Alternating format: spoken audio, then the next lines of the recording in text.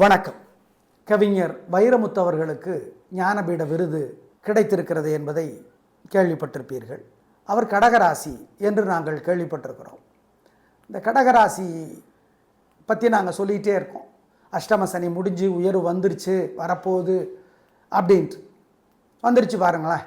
கடந்த ஓரிரண்டு ஆண்டுகளாக கவிஞர் வைரமுத்து அவர்கள் பல்வேறு வழிகளின் மூலமாக ஞானபீடு விருது பெறுவதற்காக முயற்சி செய்து கொண்டிருக்கிறார் என்பதை பலர் அறிவார்கள். பல்வேறு கல்வியாளர்கள் மூலமாக, அரசியல்வாதிகள் மூலமாக, அல்லது அமைச்சர்கள், பெரும் அதிகாரிகள் மூலமாக என்று நாங்கள் கேள்விப்பட்டிருக்கிறோம். ஆனால் அது ஜெயிக்க முடியல. இப்போ தான் ஜெயிச்சிருக்கார். ஏன்? அதான் அஷ்டம சனி விலகிருச்சு. அதான் காரணம். இந்த கடகராசினுடைய இயல்பு அதுதான். கொஞ்சம் அனுசரித்து, வளைந்து, கொஞ்சம் பொறுத்து, நைச்சியமாக, புத்திசாலித்தனமாக, சாதுரியமாக காரியத்தை சாதிப்பதற்காக எப்படி பேச வேண்டுமோ அப்படி பேசி வெற்றி பெறுவது என்பது கடகராசியினுடைய இயல்பு. அது கரெக்டாக பொருந்தி வருது பாருங்கள். ஏனென்றால் ஞானபீட விருது இலக்கியத்திற்காக தரப்படுகிற உயரிய விருது. இதில் வரலாறு படிச்சிங்கன்னா அகிலன் அவர்களுக்கு தரப்பட்டது. அப்போவே பல்வேறு விமர்சனங்கள் எழுந்தன, இவருக்கு தகுதி இல்லை இந்த விருதுக்கு. ஏனென்றால் அப்போது ஜெயகாந்தன் அவருக்குத்தான் தரப்பட்டிருக்க வேண்டும் என்கிற பேச்சு எழுந்தது.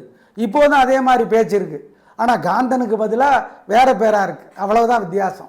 ஏனென்றால் இப்பொழுதும் பல இலக்கிய விமர்சகர்கள் சொல்லுகிறார்கள், இந்த விருது ஜெயமோகன் அவர்களுக்கு தரப்பட்டிருக்க வேண்டும்.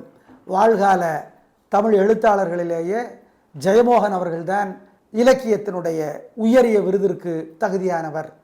அவருடைய வெண்முரசு ஏன் நோபல் பரிசுக்கே தகுதியான அளவிற்கான படைப்பு என்று பல இலக்கிய விமர்சகர்கள் சொல்லுகிறார்கள்.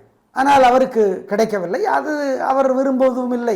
அவர் ஒரு சித்தர் மாதிரி, போற்றுவோர் போற்றட்டும், புழுதி வாரி தூற்றுவோர் தூற்றட்டும், ஏற்றதொரு கருத்தை எனதுள்ளவென்றால் எடுத்துரைப்பேன், எவர் வரினும் நில்லேன் அஞ்சேன் அப்படின்ட்டு வாழ்கிற வெகு சில எழுத்தாளர்கள் அவரும் ஒருவர்.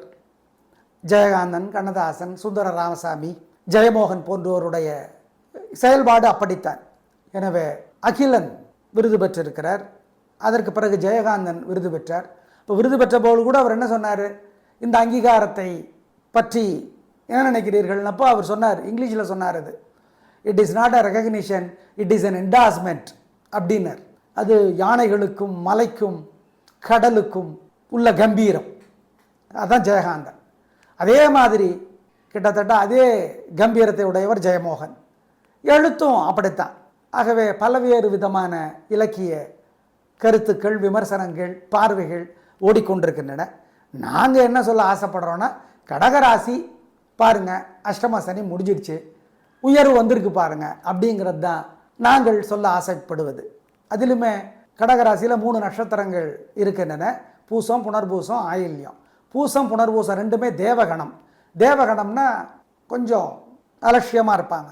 வந்தால் அவர்கிட்ட வராட்டி போகட்டும் அப்படின்னு நினைக்கிறவங்க. ரொம்பவெல்லாம் வளையிறது, ரொம்பவெல்லாம் அனுசரித்து போவது என்பது இருக்காது. ஆயில்யத்திற்கு ராட்சச கணம் என்பதனால் எல்லா வகையிலும் முயன்று பார்ப்பது என்கிற ஒரு கடும் உழைப்பு என்கிற ஒரு முனைப்பு இருக்கும். ஆயில்யத்தினுடைய சிறப்பு எல்லா இடத்திலும் முன்வந்து நிற்க வேண்டும் என்கிற சிறப்பு உண்டு. ஏன்? ஆயில்யத்தினுடைய தலைவர் ஆதிசேஷன், அதாவது நாகம். நாகம் பாருங்க, எந்த இடத்திலும் சிவபெருமானுடைய, அதாவது நாகத்தை என்ன சொல்லுகிறார்கள் என்றால், சிவபெருமானுடைய காது தோடு, சரஸ்வதியினுடைய கால் கடல், விநாயக பெருமானுடைய மார்பு வடம், மகாசக்தியினுடைய இடுப்பு வடம், பிரம்மனுடைய எழுத்தாணி, முருகப்பெருமானுடைய வாகன துணை,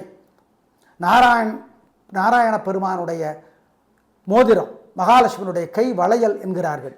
இப்படி எந்த தெய்வமாக இருந்தாலும் அதில் நாகத்திற்கு ஒரு பங்கு இருக்கும். அந்த மாதிரி ஒரு தன்னை முன்னிலைப்படுத்தி கொள்ளுகிற ஆற்றல், கடும் உழைப்பு, முனைப்பு ஆயில்யத்திற்கு உண்டு.